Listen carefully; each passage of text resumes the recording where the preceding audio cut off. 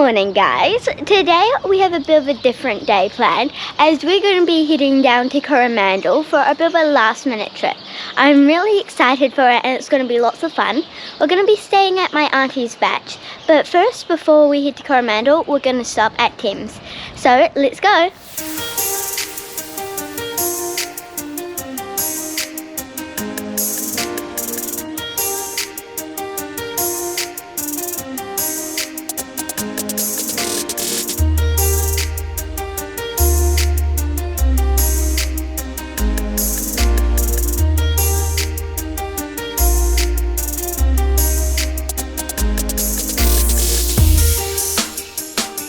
So we're here at the entry to the mine. We're going to be heading on in a second on a guided tour. We've all got our hard hats obviously, and we're going to be taken, I think, in behind us to have a bit of a look. Coming to the hard rock mine, which means that in the first instance the miners on the site here walked across the ground looking for an outcrop, a quartz outcrop. Okay folks, so the old ones back in 1868 only had hand tools to use, a pick, a shovel, a hammer and a candle.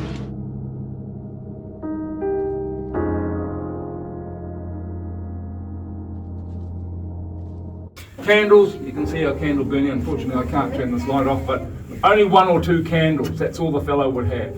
So the lighting's going to be really, really poor. Remember we said that there's no lighting elsewhere in the tunnel, there's only lighting at the place that the line is working.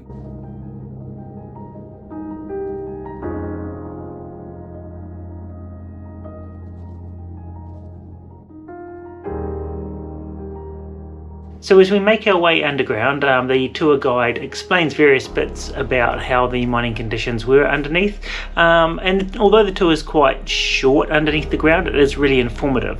And after this we make our way outside to continue the tour around the outer parts of the mine. That gold bearing quartz, so that's the output, it becomes the input for here. For this building's the standard battery, and the process it contains is the mercury amalgamation process. Once we made our way inside the main building, they showed us how they actually extracted the gold and silver, or bullion as they put it, from the actual raw materials that were coming out from the ground. They actually turned on the whole production unit so you could actually see how everything works and how loud it was. And yeah, they explained how many mines and sort of mills there were in the area that would run 24/7. So yeah, produced a lot of noise throughout the town.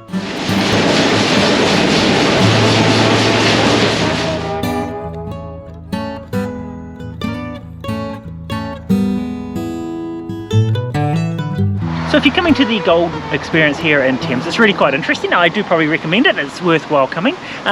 With our tour so far, we've been able to go underground. The guy took us through sort of one of the mines that sort of they created and showed us and explained a lot of like the detail about how it all worked.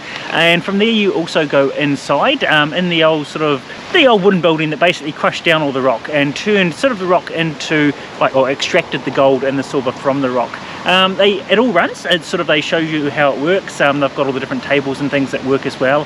Yeah, so really quite interesting. And then today as well, I've got a lot of other bits and pieces happening around the site.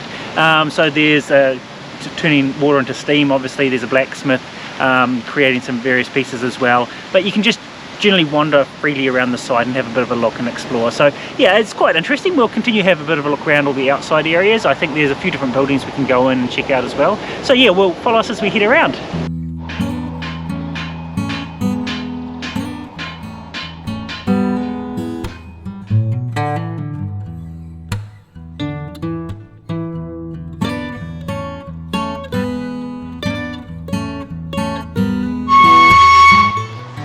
Yeah, the old boiler room. Yeah. Come and have a look. Come in. Yeah.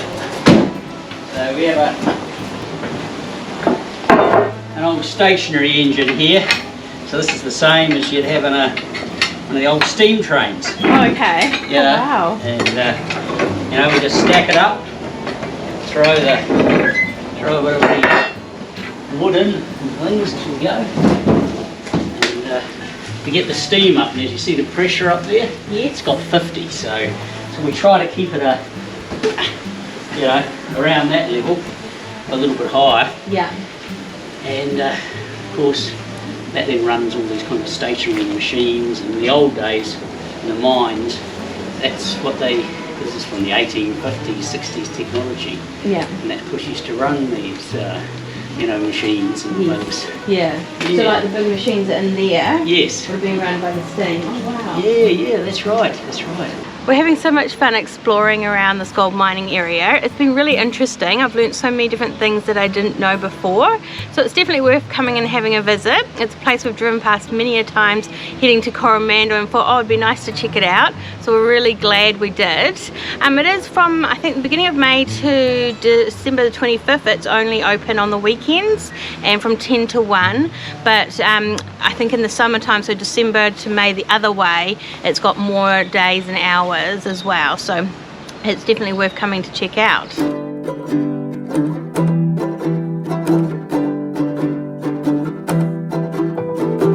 Well, the weather has taken a turn for the worse, so we're just taking shelter at the moment, and then we're going to carry on looking around.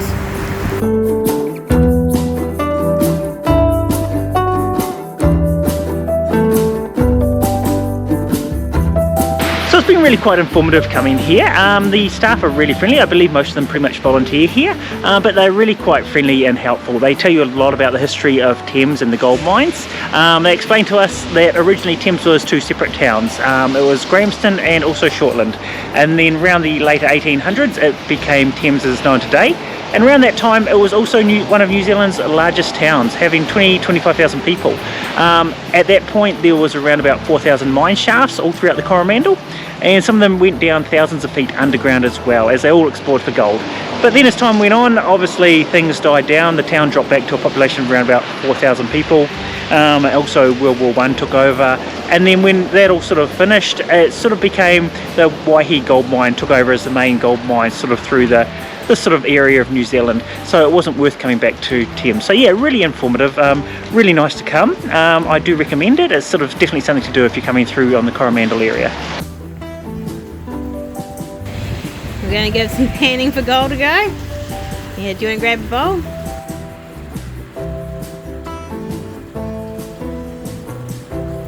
So that's been loads of fun. We're on our way out now. We've enjoyed ourselves so much. The volunteers here are so amazing. The different information they've given us is really incredible and quite exciting to learn about too. So yeah, as I said, we're heading out now. We're going to go to the car, and then I think we're looking about going into the Thames Township before heading off to the Coromandel.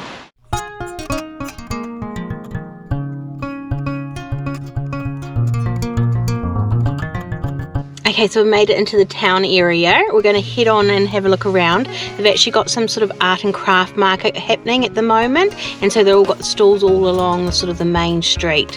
So we'll have a little nosy around them as well, and then there's a bookstore that Madison wants to go and check out as well. So we're going to head on into the shops.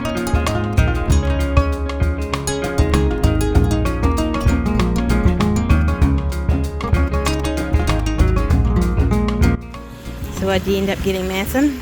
I got 3 different books. I got the newest Babysitters Club, the best sleepover in the world, and I survived Hurricane Katrina. That sounds interesting, isn't it? Mm-hmm. Looking forward to reading them? Yep.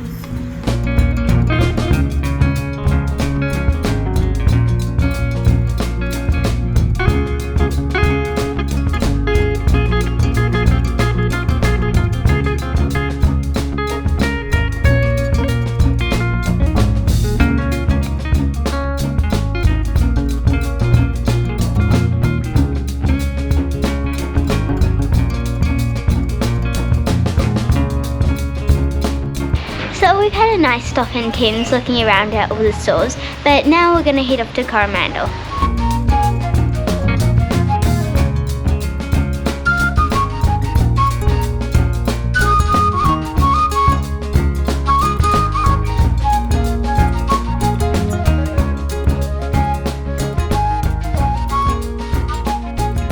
So we've made the drive around to the Coromandel Township. It's a nice little drive around there, quite windy if you've never been that way before, but yeah, very scenic, so beautiful drive. But yeah, we're here now. The rain's going to be holding up for a little while hopefully, so we're going to make our way through some of the shops in the Coromandel here before they close in the afternoon. So yeah, let's make our way along and see what we can see.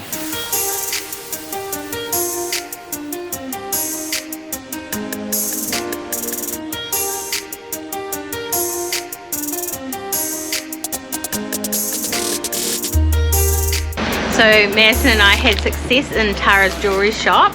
So it's a jewellery making place where you can either choose jewellery that's made or you can choose beads and create your own. So what did you get? I got a really nice butterfly and pearl necklace. Yeah, and I got myself a couple of bead bracelets. So we're going to carry on looking at all the rest of the shops now. We're having so much fun so far looking at them though.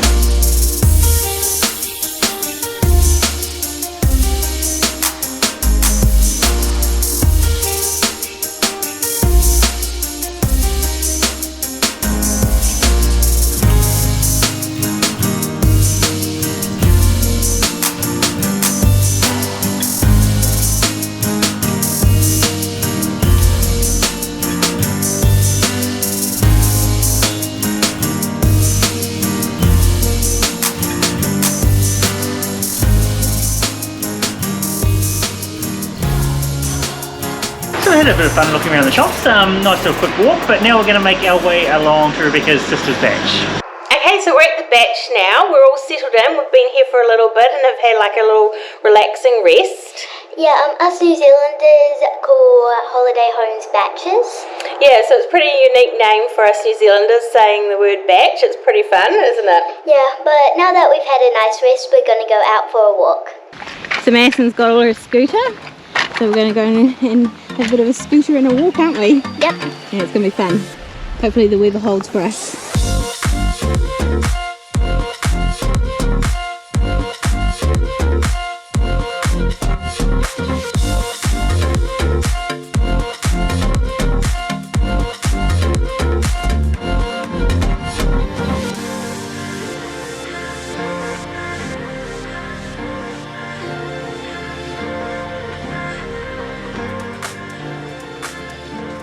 Oh well, we got rained on our walk. We tried to duck in for a bit of cover, but we still got pretty wet. Never mind. Yeah, it's been a fun day though, but yeah, I think for now we probably just will head back to the batch just because of the passing showers. We were heading to a park, but I don't think we're going to make it that far just because of the passing showers. But yeah, there's a big black cloud in front of us at the moment as we're walking towards the area. So we're going to head on back to the batch and sort of hunker down for the night. But in our next week's video, we're going to take you along to some more places in the Coromandel. Yeah, there's a fantastic place up here, sort of the Waterworks it's called. It's sort of like an attraction place that you can go along and interact with a lot of the different things that they've got there. So that will be really fun to check out and take you along with us for. Yeah, it's pretty amazing there. But I hope you enjoyed this video, coming to Thames and a bit of Coromandel with us. And if you could like and subscribe to our channel, that would be great. And we'll see you next time. Bye. Bye.